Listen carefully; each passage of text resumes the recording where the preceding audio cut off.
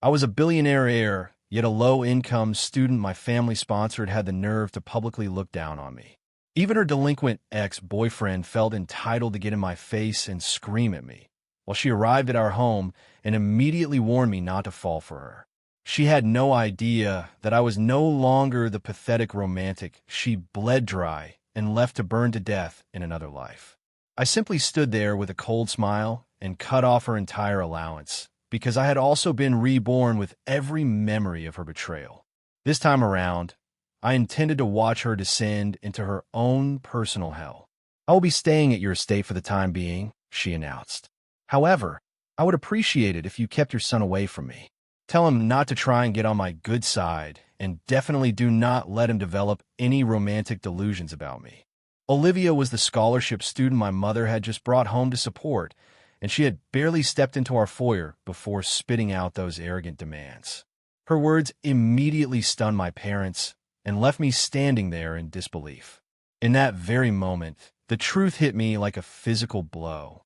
Olivia was just like me because she had been reborn with the memories of our past life as well. In my previous life, my mother brought the underprivileged Olivia into our mansion to provide her with an education. I was instantly captivated by her, thinking she was as pure and untouched as a white lily with a face that could only be described as the ultimate first love. Using my status as a Miller family heir, I pursued her relentlessly and poured every resource at my disposal into her career. I single-handedly transformed her into the most sought-after A-list actress in the entire entertainment industry. I never could have imagined that her first act after winning the Best Actress award would be to announce her relationship to the world. She went as far as publicly setting a date for her wedding. The man she was marrying was not me, but her delinquent ex-boyfriend, Jerry Reed. Soon after, the media uncovered how I had spent years catering to her every whim, but she claimed I was a bitter, rejected stalker who was leaking lies to destroy her reputation out of spite. To silence the scandal as quickly as possible, she ruthlessly hired someone to end my life. As the roaring flames consumed me, the agonizing pain and the feeling of suffocation reaching into my very soul left me wondering how any human being could be so monstrous. Now that I have opened my eyes again, I find myself back in my senior year of high school. The timeline of destiny was repeating itself perfectly, as my mother had just selected a student to sponsor and invited her to live with us. "Lucas, come here and meet someone," she said. "This is Olivia. This young lady will be staying with us for a while," my mother continued. "From this day forward, she is part of the family. Since you are the older one, I expect you to look after her." My mother sounded just as kind as I remembered. In the center of our living room stood a girl in very plain clothes, and to be honest, her outfit actually had a few patches on it. Despite the shabby clothing, her tall figure and radiant skin combined with her angelic face made her look breathtaking. She was far more beautiful than any famous actress I had ever seen on screen. Anyone else would have been intimidated by their first time in a Beverly Hills mansion, but she showed no signs of nervousness. She acted as if she owned the place, carrying herself with an odd sense of confidence. When her eyes finally met mine, she gave a tiny, almost invisible scowl. "Mrs. Miller, thank you for letting me stay here," she said. "However, could you please tell your son to keep his distance from me? I would prefer it if he didn't speak to me, and he should definitely not get any ideas about us being together." All three of us were completely stunned by her bizarre outburst. My mother stood frozen for a long moment before she managed to find her voice, her smile turning strained. "Olivia," she stammered, "is there perhaps some misunderstanding between you and Lucas?" Olivia shook her head with a cold, blank expression. "There is no misunderstanding," she replied. "I'm simply protecting myself as a young woman by setting boundaries early. Given my appearance and charm, it is only natural that boys would find themselves obsessed with me. Don't you agree?" My mother nodded reflexively, completely caught off guard. At that, Olivia stepped forward and slipped her arm through my mother's in an overly familiar gesture. "So, I hope you can respect my position," she said. I vividly remembered how in our previous life she had been a shy, mousy girl who was too afraid to even speak above a whisper.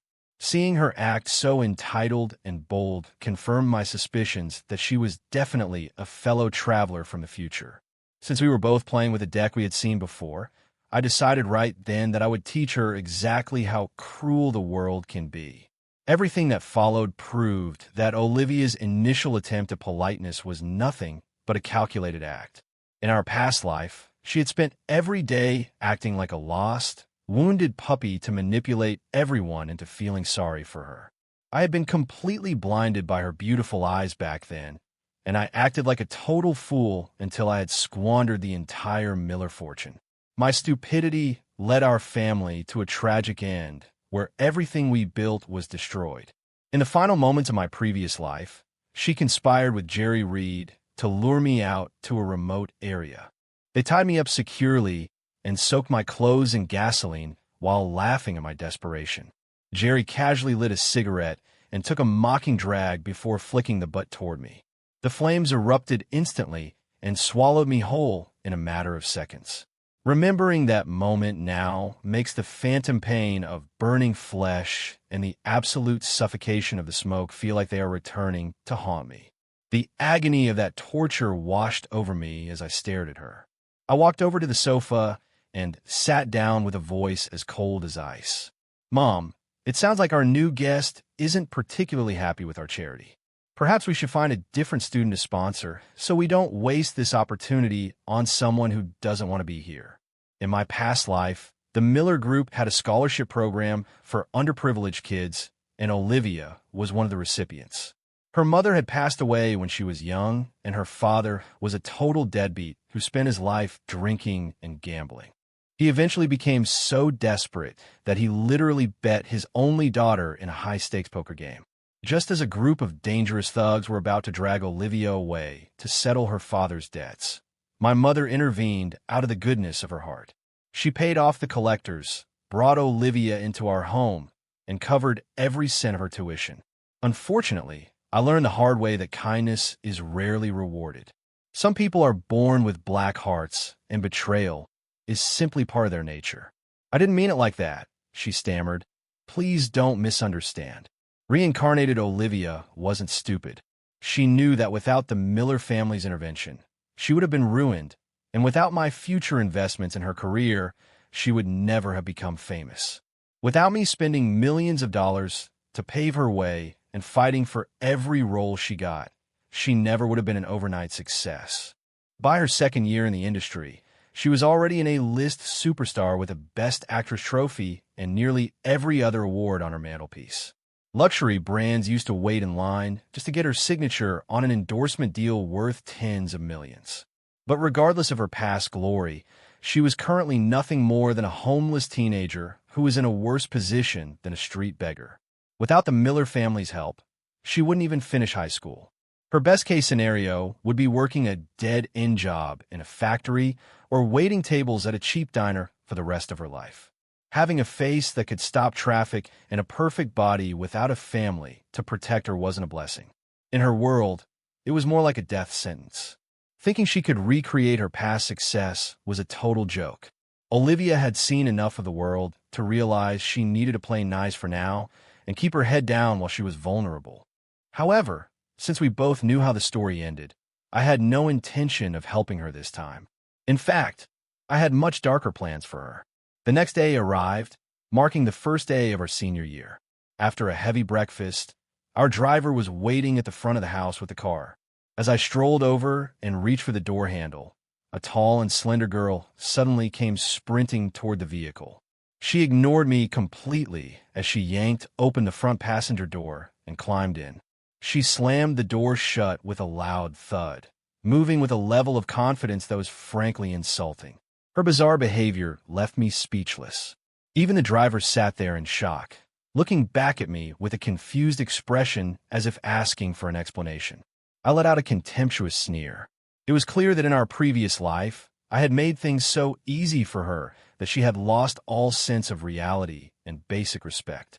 As I started to get into the back seat, Olivia shot me a freezing glare. "Lucas, I thought I was clear yesterday," she snapped. "Do not speak to me, and do not even think about trying to get close to me." I almost laughed right in her face. I wondered who she was trying to impress with this ridiculous, arrogant act. It was so transparently fake that it was almost pathetic. I gave her a cold look and allowed a mocking smile to play on my lips. "This is my private vehicle," I said slowly. "I don't do carpools with the help. Get out of the car right now." Olivia turned pale as my words sank in. She clearly hadn't expected me to stand up to her, especially since I'd spent our entire previous life treating her like royalty and bowing to her every whim. Once she realized I was in love with her in the past, she became incredibly entitled. For her 18th birthday, I spent 6 months of my allowance to buy her a custom Porsche Panamera in cherry red, just because she mentioned she liked the color. My parents thought I was insane for spending so much on her. Whenever she expressed even a slight interest in traveling, I would charter private jets to fly her across the globe so she could see the sights and eat at the best restaurants. My parents were at a loss for words, seeing how obsessed I was with her. Everyone in my social circle mocked me for being a pathetic simp, but at the time, I didn't care because I was happy just to be near her. One of my best friends joked that he would break my legs if I didn't stop being so desperate. I just laughed it off and told him that as long as my hands worked, I could still buy her gifts and text her. Looking back at that version of myself makes me want to punch my own lights out. I wasn't just a simp.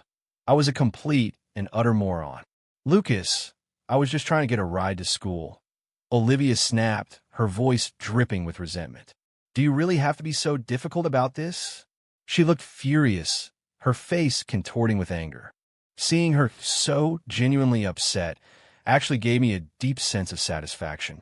Olivia bit her lip and climbed out of the car with a look of pure hatred. She slammed the door behind her so hard that the whole vehicle shook.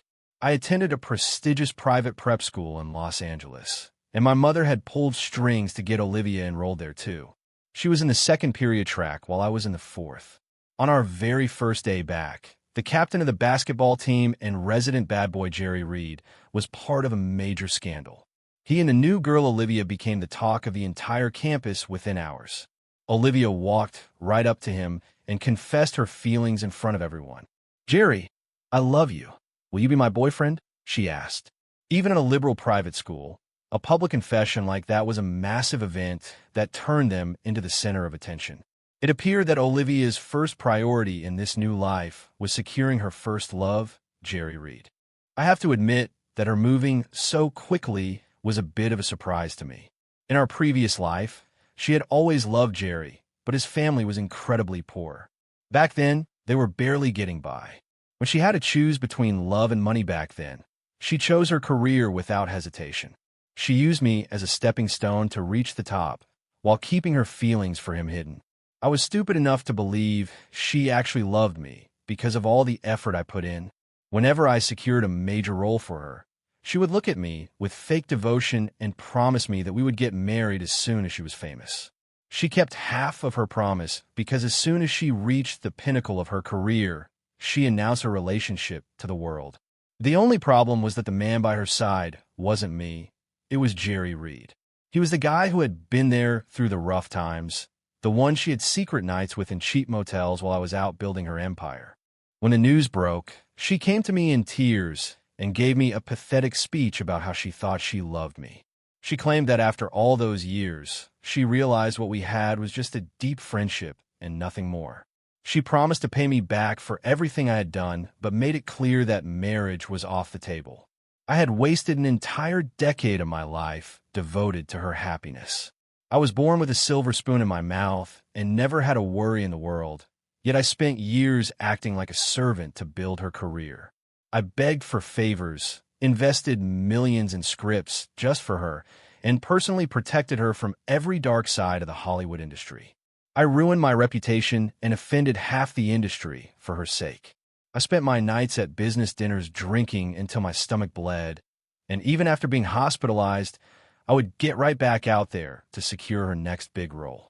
After all that sacrifice, once she was a superstar, she dismissed me by saying I was just a friend. I was devastated, but I tried to be the bigger person and let her go so she could be happy with him. Just as I was finally moving on and focusing on the Miller family business, I received a call from an unknown number. It was Olivia, and she sounded frantic. She begged me to meet her in a remote area for an urgent talk. When I arrived, I learned that paparazzi had photos of her coming and going from my estate, and she was terrified of the scandal. After I was killed, my elderly mother was devastated and went to the police, but the scene had been scrubbed clean. There was no evidence, and the case went cold. My mother eventually died of a broken heart not long after. My father lost everything, his wife and his son. On top of that, the Miller Group came under heavy attack from rival companies, and he eventually took his own life. Because of that ungrateful woman, my family was destroyed and our multi-billion-dollar legacy was erased. Fate decided to give me a second chance. They say revenge is a dish best served cold, and if I just destroyed them instantly, it wouldn't be nearly as satisfying as watching them suffer slowly. To truly destroy someone, you have to let them think they are winning first. One night, while I was getting ready for bed, the loud roar of motorcycle engines erupted outside my window. I looked out and saw a group of delinquents on motorcycles gathered at our front gate. A girl in a school uniform climbed off the back of one of the bikes and pulled off her helmet. It was Olivia. She kept waving to Jerry as she walked toward the house, then ran back to give him a quick kiss on the cheek.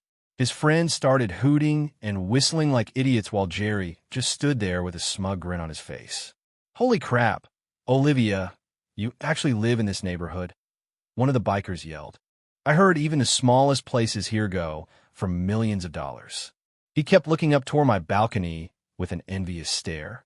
I knew they were gawking at our estate, so I stepped back behind the curtains to avoid being seen.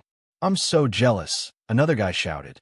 "Olivia, why don't you let us in so we can see what a multi-million-dollar mansion looks like on the inside?" Olivia was clearly loving the attention and the flattery, though she tried to act like it was a burden. "My parents are incredibly strict," she lied. "They never let me have guests over without permission." "Come on, Olivia," one of the guys teased. "Jerry isn't an outsider. He is practically part of the family. Since it is his birthday this weekend, you should throw him a huge party at your mansion." "Yeah, let us see how the rich live," the others joined in. Olivia waited a few beats, pretending to think it over, before finally giving in. "Fine," she said. "I will see if I can talk my parents into it." The group erupted in cheers, praising her for being so cool and telling her not to let them down. I heard every single word from my bedroom window, and it made my skin crawl. I wanted to kick myself for being so blind in the past. I couldn't believe I had ever loved such a fake, shallow gold digger who only cared about status and money. My own stupidity was partly to blame, but Olivia was also a master manipulator. She had perfected the act of the innocent girl so well that I never saw her true colors. I briefly considered going down there and exposing her lies in front of her friends, but I decided to wait. Olivia swiped her key card and entered the estate as the sound of motorcycles faded into the distance. Over the next week, Olivia started coming home later and later.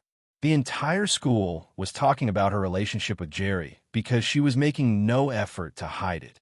They were constantly together, flaunting their relationship in front of everyone. Rumors began to spread that Olivia was secretly a billionaire heiress. People were posting grainy photos on Facebook of her entering our gated community and getting out of my family's Rolls Royce. The rich girl loves the bad boy narrative became a huge hit at school. The following morning, as I was eating breakfast with my mother, Olivia finally made an appearance, descending the stairs slowly. "Good morning, Olivia. Join us for breakfast," my mother said warmly. Olivia gave a vague response and looked like she was struggling to say something. After a long silence, she finally spoke up. "Mrs. Miller, I have a favor to ask," she said. "A friend of mine is having a birthday this weekend, and I was wondering if I could host a party for them here at the house." I looked at her, stunned by her sheer audacity. My mother was taken aback by the request. "You want to host a party here?" she asked. "Lucas's father and I value our privacy and peace. I don't think having a loud group of teenagers here would be appropriate." Olivia looked visibly upset by the rejection, but she didn't stop pushing. "Not even for just a couple of hours?" she pleaded. "I already told everyone they could come over." My mother shook her head firmly. "It's just not possible, Olivia. Mr. Miller works very hard and needs his rest when he gets home.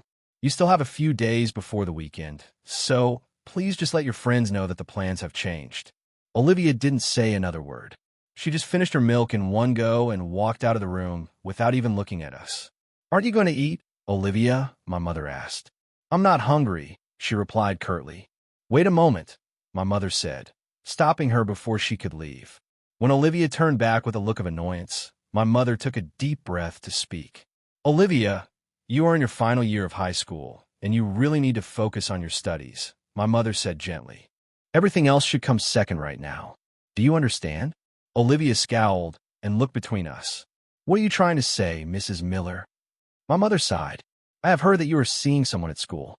I just want to remind you that your education should be your top priority right now." "I've heard enough," Olivia said, cutting her off rudely.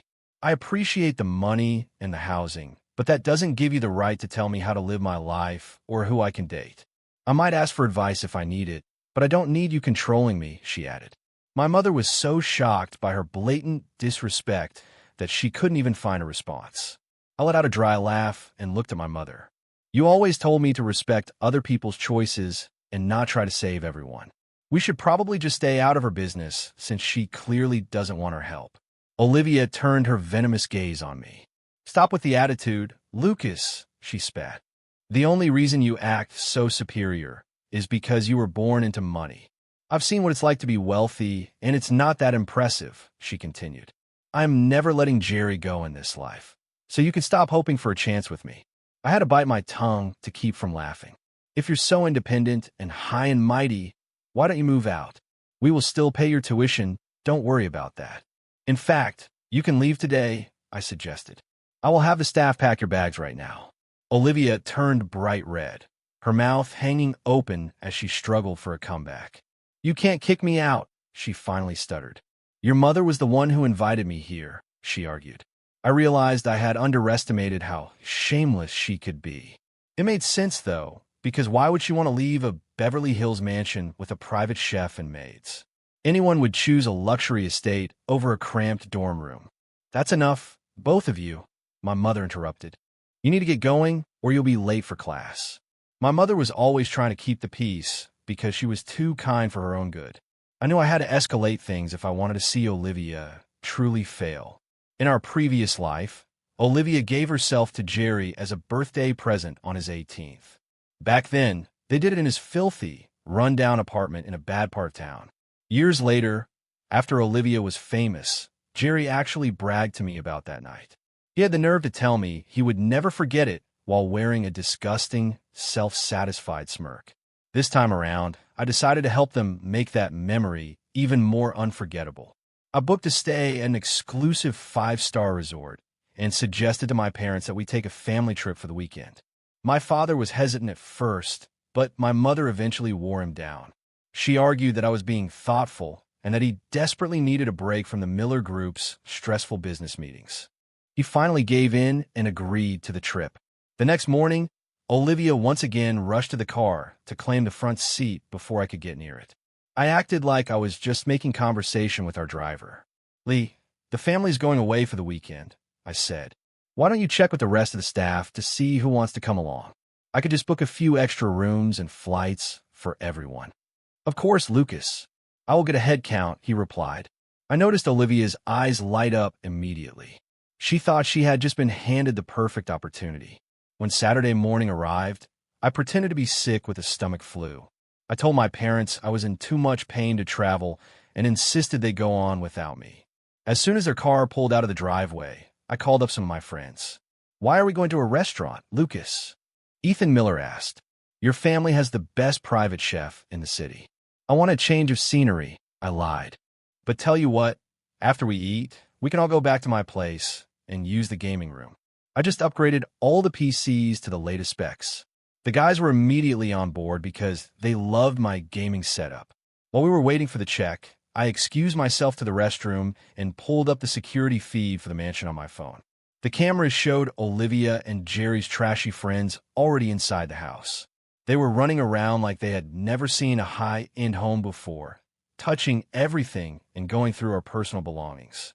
One of the punks had found his way into my father's wine cellar. He held up a bottle of rare Romanée Connie and started cheering as if he had just won the lottery. They were all yelling and looking for a corkscrew to open the $1,000 bottle. My phone buzzed with a call from Lee, who was watching from the guest house. "Lucas, Olivia's guests are about to open your father's private wine collection. Should I intervene?" I had told Lee to only report to me and not to bother my parents. I smiled at the phone. "Let them drink it," I said. "It's a party after all, and they should have the best of everything before the night is over." I hope she enjoyed the wine, because it was going to be the most expensive drink of her life. After dinner, I led my group of friends into a line of Ubers, and we headed back to the estate.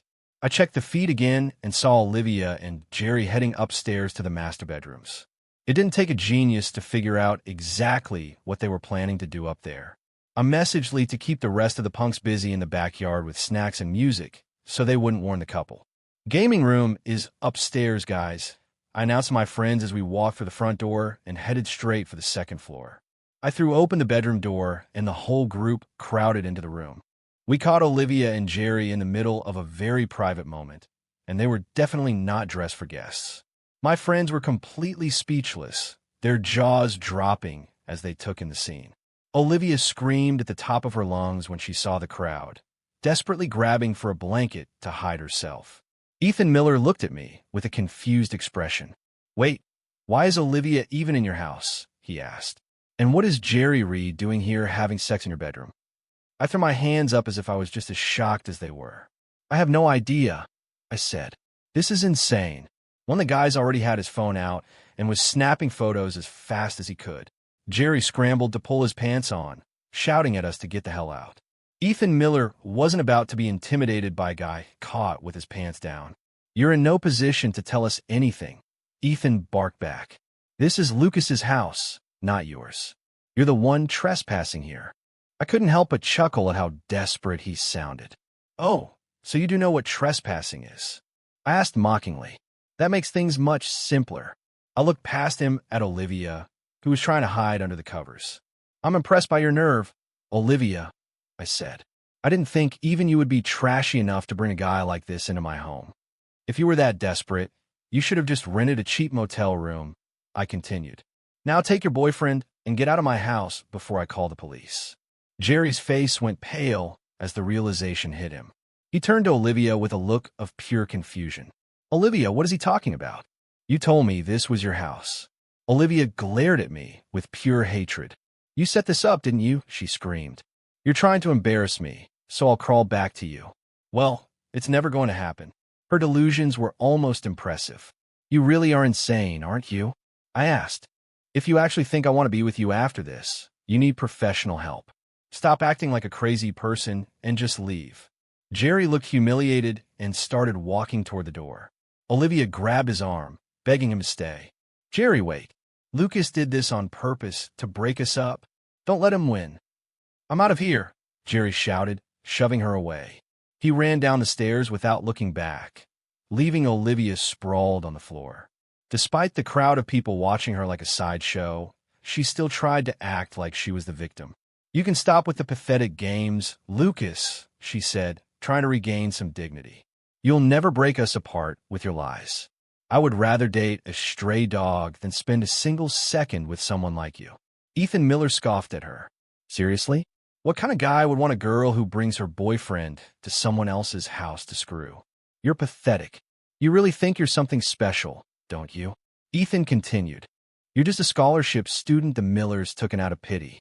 You have no right to be acting like a brat in their home." The other students started whispering among themselves. "So she isn't rich?" one girl asked. "I thought she was some secret billionaire's daughter because of all the photos on Facebook." "It's all fake," another guy said. "I saw her getting out a Rolls Royce too, but that must have been Lucas's car. His family owns a Cullinan." Ethan's comments were cutting through her lies perfectly. He turned back to me and asked the obvious question. "Wait, if she's just a scholarship student, why is she living here?" I sighed and put on my best look of pity. "Her mother passed away years ago, and her father is a gambling addict who abandoned her. My mother felt sorry for her and offered her a place to stay, so she wouldn't end up on the streets. But apparently, she took our kindness the wrong way," I added. "She keeps acting like I'm obsessed with her and tells me to stay away from her. It's really bizarre." Olivia was shaking with rage now. "That's a lie, Lucas," she screamed. "You're the one who has been stalking me and begging for my attention for months." I wondered if she had actually lost her mind and forgotten which life she was in. "You've been watching too many movies," Ethan joked. "You actually think you're some kind of main character, don't you?" Ethan's comment was the final straw. Olivia lost it and started screaming at the top of her lungs for everyone to leave the room. "Are you serious?" Ethan laughed. "You're telling the owner of the house to leave? You've got some nerve. Your ego is bigger than the house itself." Ethan's insults were perfect. Not only had Olivia thrown an unauthorized party, but her behavior in a master bedroom was the final insult that my parents would never forgive. When my parents returned and saw the security footage and the empty wine bottles, they were livid. They had Olivia's bags packed before she even got home and told her she was no longer welcome in our house. On the day she moved out, Olivia tried to act like she was leaving on her own terms. "You can kick me out now," she sneered, "but in 3 months, you'll be the ones begging me to come back. And when that happens, I'll never set foot in this place again." I knew exactly why she was so confident. A famous Hollywood director was currently casting for a new blockbuster, and he was known for picking unknown actors for lead roles. What Olivia didn't realize was that in our past life, she only got that part because my mother was best friends with the producer's wife. I was the one who pulled the strings behind the scenes to get her that audition. I had begged my mother to make that call for her. Olivia had enough talent to pass the audition, but she never would have even gotten in the room without the Miller family's influence.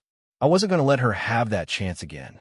I immediately started my own talent agency and flew out to a small town to find a girl named Jenny Foster who I knew had real talent. I used my mother's connections again, but this time it was for Jenny. Jenny was more beautiful, more talented, and more hardworking than Olivia could ever hope to be. She was the perfect candidate to replace her. In our past life, Jenny Foster was a talented actress who never quite made it because she didn't have a wealthy benefactor to protect her from the industry's corruption. The director was annoyed when he heard I was pushing a new girl, but as soon as Jenny walked into the room, his entire attitude changed. He was blown away by her screen presence. Jenny was a year younger than me and had a natural, effortless beauty that was exactly what the director wanted for the lead role. She was perfect for the part. My mother was a little worried about me getting into the film industry. There's a common joke among the elite that a rich kid who wants to start a business is far more dangerous than one who just wants to party all day. She didn't care about the money. She just didn't want to see me fail and be embarrassed. After I kept at it for weeks, she finally gave in and handed over a significant amount of startup capital for my agency.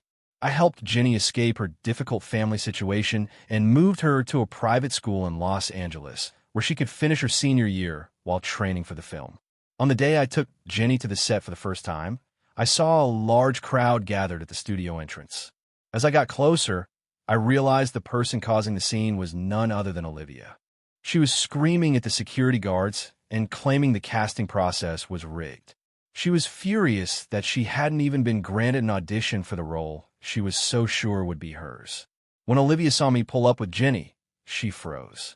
Then she charged toward the car like a maniac, demanding to know what we were doing there. I ignored her completely and walked right past her, as if she weren't even there. Olivia's eyes landed on Jenny, and she seemed to realize what was happening. She pointed a finger at Jenny and started screaming insults. "It's you, isn't it?" Olivia shrieked. "You're the one who stole my part. You probably slept your way to the top just to take what was mine." Jenny just looked at her with a calm, amused expression. "We both know how this works, Olivia," Jenny said quietly. "In a last life, Lucas gave you everything on a silver platter. Without him, you don't even have enough talent to land a minor role in a commercial." Olivia was stunned as the truth finally hit her. She realized that everything she had achieved in the past was because of me. All her fame and success had been built on my money and my influence. Furious and humiliated, she tried to lunge at Jenny and slap her. I caught her wrist before she could make contact and shove her back.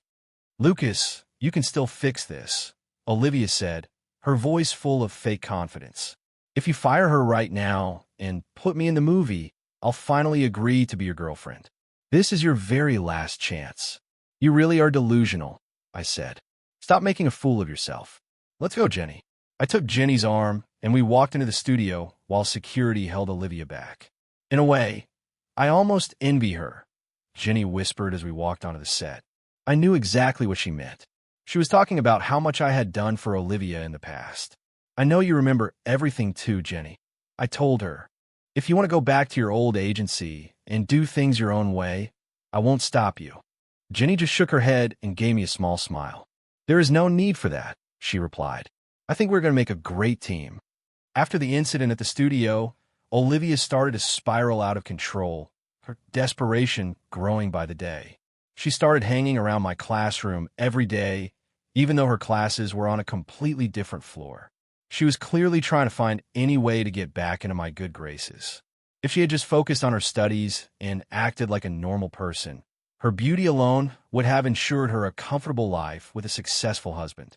But she had already tasted fame and wealth in our previous life, and she couldn't handle being a regular person again. She was used to being the most famous woman in the country. Back then, a single commercial could pay her enough to live on for years. She was used to being the center of attention and having everyone cater to her every need. Her vanity was her biggest weakness, and I knew she would never settle for a quiet, middle-class life. This was exactly what I was counting on. If she had just behaved herself, it would have been harder for me to get my revenge. One afternoon after class, she cornered me outside the classroom door. "Lucas, we need to talk," she said, her voice full of a self-importance that she hadn't earned. I just nodded and waited for her to get to the point. She took a deep breath as if she were doing me a favor. "I've thought about it," she began, "and I've decided that I still can't be in a relationship with you." I just stared at her, wondering if she was actually hearing the words coming out of her own mouth. When she saw the look of annoyance on my face, she quickly kept talking. "But," she added, "I'm willing to let you be like a brother to me." I couldn't believe my ears. "That's my compromise for you. But I'm not leaving Jerry," she said. "Also, I need you to use your connections to give me a lead role in a major film production." "You really are delusional," I snapped. "If you actually want to do something for me, then take your boyfriend and disappear from my life forever. That is the only thing I want from you. I don't know why you think I'm still interested in you," I continued. "I find you repulsive." She looked shocked as I shoved past her and walked away without another word. Just being near her made me feel sick. As I walked away, I heard her screaming threats at me, promising that she would make me regret ever crossing her. I didn't even slow down. I had planned to take my time with her, but if she wanted to speed up her own downfall, I was more than happy to help her along. I had my driver track down Olivia's deadbeat father and bring him to the estate. He was a disheveled man with a beer belly and stained clothes who looked like he hadn't worked a day in his life. He stood in my garden, smoking a cheap cigarette and staring at me. "So you're the Miller kid, huh?" he asked. I just gave him a small nod and waited for him to continue. "I heard you guys have been taking care of my daughter," he said, "paying for her school and letting her live in this mansion. I just thought I'd stop by and see how she's doing." I acted surprised to see him. "Oh, you must be Olivia's father," I said. "She was staying here for a while, but she moved out recently." He looked annoyed. "Where did she go?" he demanded. I just shrugged. "I'm not sure. You'll have to ask her yourself." His face darkened instantly. "You people promised to take care of her," he growled. "You invited her into your home, and now you've just kicked her out? What kind of charity is that? A young girl shouldn't be out on her own," he continued. I raised my hands defensively. "Look, we just suggested she move back to the school dorms for her own good. It's perfectly safe there. The problem is," I whispered, acting like I was telling a secret, "I heard she didn't actually go to the dorms.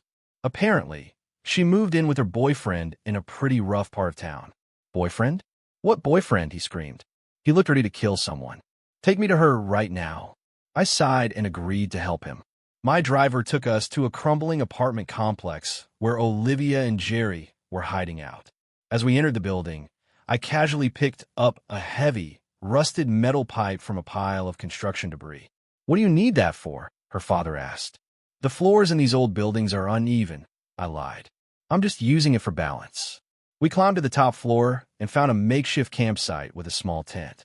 The silence of the empty building made the sounds coming from inside the tent impossible to ignore. His face turned bright red with rage. I purposely let the metal pipe slip from my hand, and it hit the concrete floor with a loud, ringing crash. He grabbed the pipe and stormed toward the tent. He ripped the flap open and caught Olivia and Jerry in the middle of their tryst. "Dad, what are you doing here?" Olivia stammered, her face going white with fear. Jerry saw the man with the pipe and immediately tried to fight his way out. Olivia's father started swinging the pipe at Jerry with terrifying force. "You think you can touch my daughter?" he screamed. "I'm going to kill you, you piece of trash." Jerry was just a teenager, and he was no match for a man who had spent his life fighting in the streets. Within seconds, he was bleeding from the head and begging for mercy. In a moment of desperation, Jerry lunged at the man with a roar. He tried to tackle him and push him toward the edge of the roof, clearly intent on taking them both down. To my surprise, the older man was much faster than he looked. He stepped aside at the last second, and since there was no railing, Jerry's momentum carried him right over the edge of the 7th floor.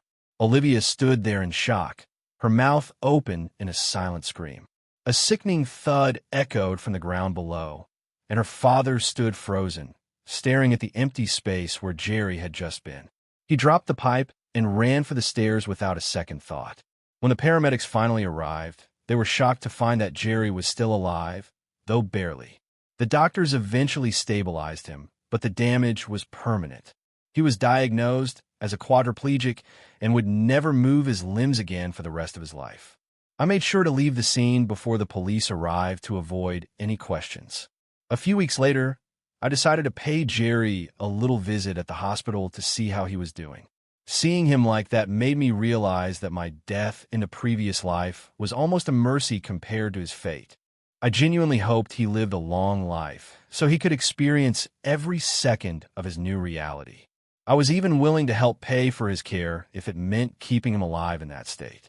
My thoughts were interrupted by the sound of a loud slap echoing through the hospital hallway. I saw Olivia sitting on the floor with messy hair and a bright red handprint on her face.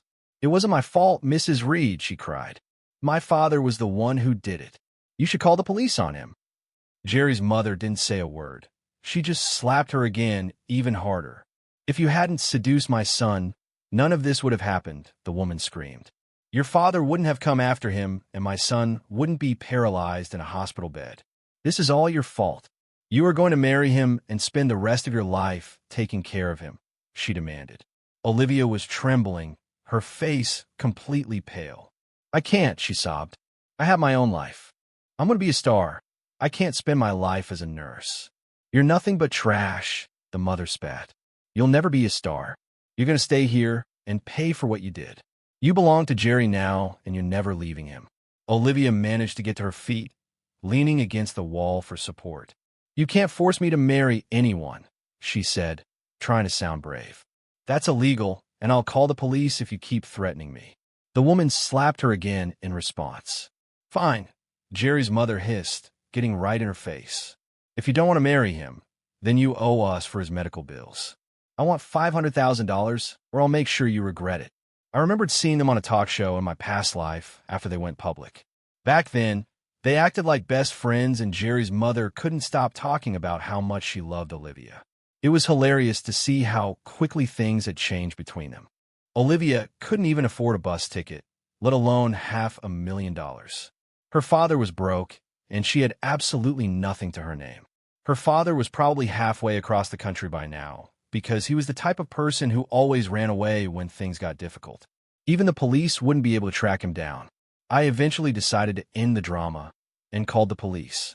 They arrived and escorted Olivia out of the building so she could get away from Jerry's family without being beaten any further. The next day, Jerry's parents showed up at our school and caused a massive scene. They screamed at the top of their lungs about what Olivia had done until the administration felt they had no choice but to expel her to avoid further scandal. Olivia came back to me as a last resort. "Lucas, I'll be your girlfriend," she begged outside my classroom. "Just help me pay the settlement, and I'll do whatever you want. I promise I'll pay you back once I'm famous." I didn't even look up from my desk. "Why on earth would I help you?" I asked. "You have no way to pay me back. You're broke, and you have no future in this town." "This is exactly what you deserve, Olivia," I said. She started sobbing hysterically, insisting that I was only acting this way because I secretly loved her and wanted to control her. I walked over to her and whispered in her ear so no one else could hear. "In our last life, you and Jerry watched me burn to death. Did you really think I would ever forgive you for that?" Olivia's face went completely white, and she stumbled back until she hit the wall. "How do you know that?" she gasped. "What are you?" I just gave her a dark smile and let her figure it out for herself. "You're just like me," she whispered, her eyes wide with terror. "You remember everything." It was pathetic how long it took her to realize the truth. She fell to her knees and grabbed my legs, begging for mercy like a stray dog. "It was Jerry's idea, Lucas. He made me do it," she cried. "But you're alive now, so it doesn't matter anymore. We can just forget about the past and start over. Please, I'll do anything." I kicked her away and kept walking. She screamed after me, arguing that since I was alive now, I shouldn't be so angry about what happened in the past. Her lack of remorse was truly incredible. She tried to come to the estate a few more times, but my driver always turned her away. Over the next year, Jenny's movie became a massive success, breaking box office records and making her a household name overnight. Jenny became the new IT girl of Hollywood. She was talented, beautiful, and most importantly, she had the Miller family backing her every move. She achieved more with one film than Olivia had achieved in her entire previous career. My investments were paying off perfectly. Jenny was not only a superstar, but also a top student at the best drama school in the country. She was living the life Olivia had always dreamed of. Jenny had millions of followers and a career that was only going up. Every time I saw her on a billboard, I thought about how this was the life Olivia had thrown away when she betrayed me. One afternoon, I decided to visit the care facility where Jerry Reed was being kept. I almost didn't recognize him when I walked into the room. He was covered in stubble, and his muscles had wasted away from lack of use. The room smelled of sweat and neglect, and he looked like a shell of the man he once was. I couldn't stand the smell for more than a few seconds. The administrator of the facility followed me out, trying to make excuses for the poor conditions. "I'm so sorry, Mr. Miller," he said. "We've been short-staffed lately, and the orderlies must have forgotten to bathe him. I'll take care of it right away." "Don't worry about it," I said with a dismissive wave. "I understand how difficult it is to find good help these days. I knew exactly what I was doing when I chose this place for him. I had chosen this specific facility because I knew they only cared about the checks I sent and not the actual well-being of the patients. As long as Jerry was breathing, they were happy to take my money and let him rot in that room." The administrator beamed at me. "You are such a kind soul, Mr. Miller. His own parents haven't visited him in over a year, yet you continue to pay for his care. You really are a saint." I met Jenny at a quiet cafe later that day to go over some new scripts. We had just sat down when we heard a loud argument coming from the private booth next to us. I recognized the voice immediately. It was Olivia. She had apparently been seeing a married man, and his wife had just found them together. The wife sounded surprisingly calm as she confronted Olivia. "Do you want to know why I haven't lived with my husband in 3 years, Olivia?" she asked. "Why?" Olivia asked, her voice trembling. "Because he was diagnosed with HIV 3 years ago," the woman replied.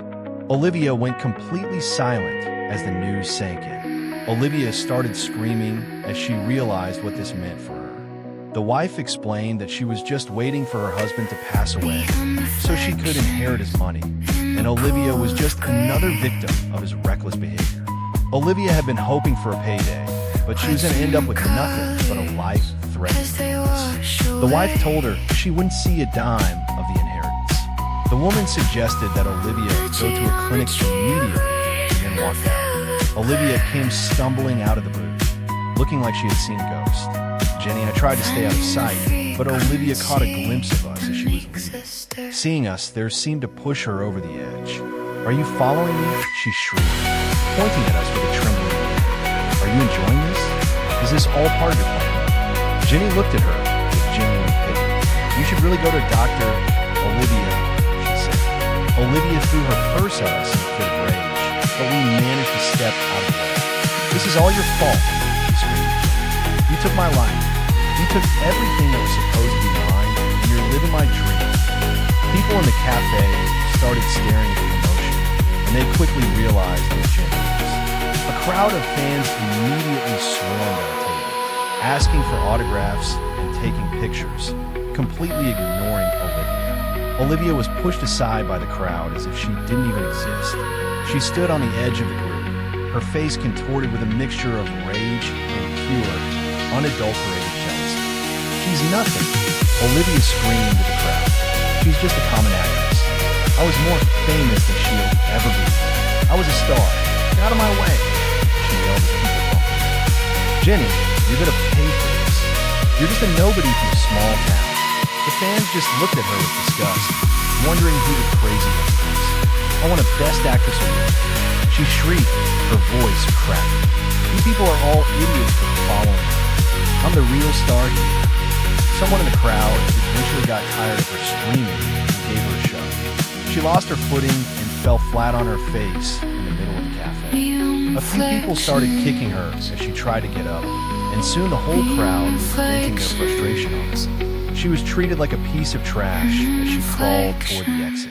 When she finally managed to stand up, everyone stepped back as if they were afraid of catching something. She stood there alone, looking completely broken and defeated. I eventually heard from my driver that Olivia had fled back to the small town she came from. It wasn't long before her illness began to take its toll, and she became very sick. Since she had no one to look after her, the local authorities sent her to the same state-funded facility where I was keeping Jerry. They ended up as roommates, two broken people in a miserable room. And now, please join me in welcoming our Best Actress winner, Jenny Foster. The roar of applause brought me back to the present moment as I sat in the front row of the award ceremony. I watched as Jenny walked up to the stage to accept her award. She was breathtakingly beautiful, and she had worked incredibly hard to earn her success. She was a true star. The scene felt familiar, but this time it was different. After thanking the director and the crew, Jenny looked right at me and said something that stunned me entirely. "I want to take this moment to thank the man who made all of this possible," she said. "Lucas Miller, will you marry me? I want to spend the rest of my life making you happy and leaving the past behind us." Every camera in the building turned toward me. I was frozen in my seat, wondering if I was really about to get involved with another actress after everything I did. I started to raise my hand to say no, but Jenny was already walking down to the stage toward me. She leaned in and whispered something in my ear that made me stop. "Let's go home and celebrate properly," she whispered with a mischievous grin. I realized then that she was different from Olivia. I smiled, took her hand, and gave her the answer she was looking for. This story reminds us that our greatest power isn't in punishing those who hurt us, but in reclaiming the kindness we once placed in others. It's okay to have been the one who loved too much. That wasn't a weakness, but a lesson in learning where your value truly lies. True maturity is the wisdom of respecting the fates of others, realizing that some people aren't meant to be saved, and your only responsibility is to protect the life within yourself. By walking away from the ungrateful, you aren't being cold. You are finally choosing a life where your worth is no longer a question, but a certainty.